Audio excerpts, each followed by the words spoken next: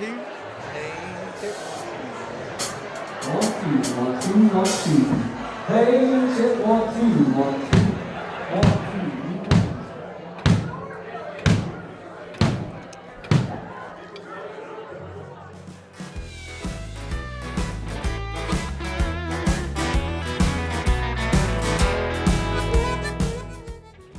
I figured out when I wanted to play music for a living when, in 2012, I should say, we got the call to play the Woodstock Country Music Festival, and my brother Ben came on stage with me and his buddy that was playing with at the time, and we had a 4-piece band, and we played the side stage at Woodstock. We had a lot of publicity from it, and then we wrote our title track, Top Shelf. My brother wrote it on a napkin in Houston, Texas, and it's about my grandfather, which was a farmer, and my dad sold liquor for a living, legally, of course. But we had a product. We weren't just a cover band anymore, and that's how it all started.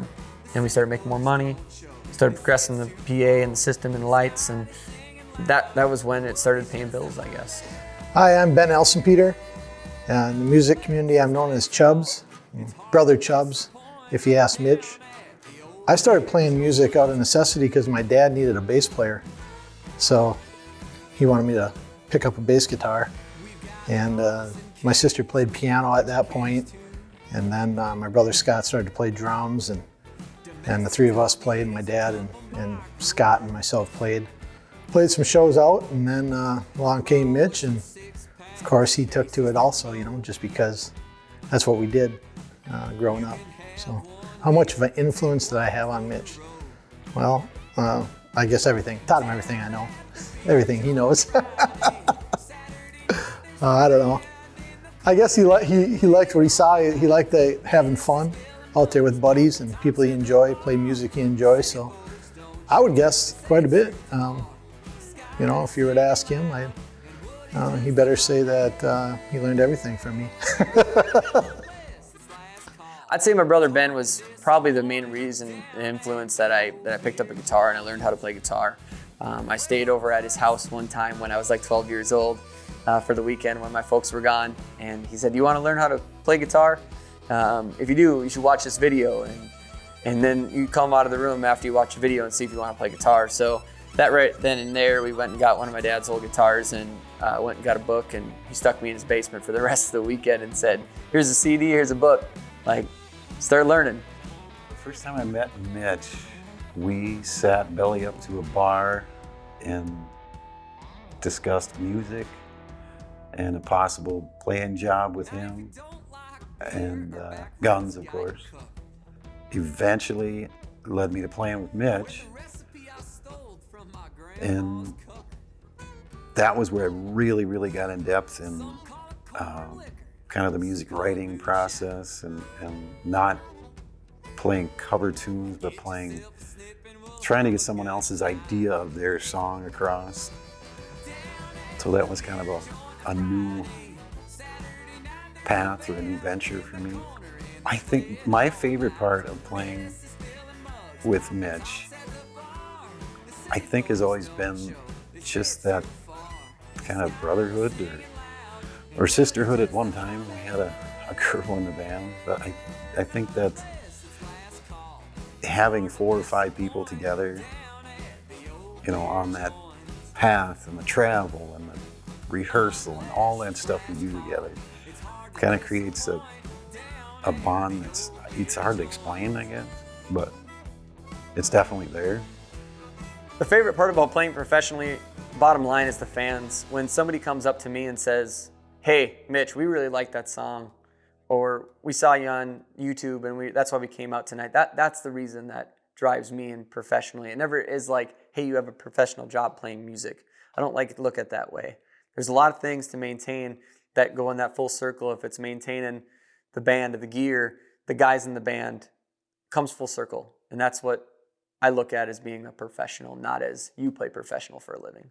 Mitch is always very sociable with the crowd. When you get into concert settings, there's a lot of drunk people and people that are coherent, people that aren't. You have a lot of different variety of people, and Mitch always handles the situations with a lot of humor and makes it a lot really lighthearted, and it's always a lot of fun. I love the Fishin' and Kissin' song. The fact that he made it for Taylor is even more hilarious because none of us knew about her until that song came out. We had gone out fishing and we were in the hot tub and we were talking, and I don't know how we got on the conversation of it. We were just talking about the fishing and I'm like, well, were we fishing or were we kissing? And he's like, oh, I might put that into a song. My favorite part about Mitch performing would probably be, I love seeing him up there. He does a great job. You can just see it that he's loving every minute of it. It's fun watching him interact with the crowd. I know like it's maybe not for everyone, you know, especially like being married to someone that, you know, they have to go out there and they have to perform, and like, yeah, they do kind of have to flirt with the crowd a little bit, but it's something that we've talked about in our relationship and it's a part of the job. So it's kind of fun to see him out there like, you know, just buttering up the crowd a little bit and just having fun with it. Mitch does a lot of, if not all of, the booking, the dealing with pay, and the, you know, booking hotel rooms and the travel and the band. He does a lot, and still goes out and he'll bust his ass for 3 hours playing a show. The type of venues that we perform at, they're everything from the corner bar Thursday night at the Creek to wedding venues to big stages where we get to, you know, step on stage with the national acts and get pushed in the front row and get tight and squeezed up there. It's the cool thing about being a Minnesota musician or a Midwest musician. It's not like Nashville.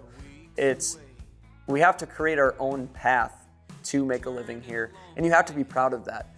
You have to be willing to play a wedding dance, play in the corner, play a really cool 45-minute set and open for a cool artist that you really like.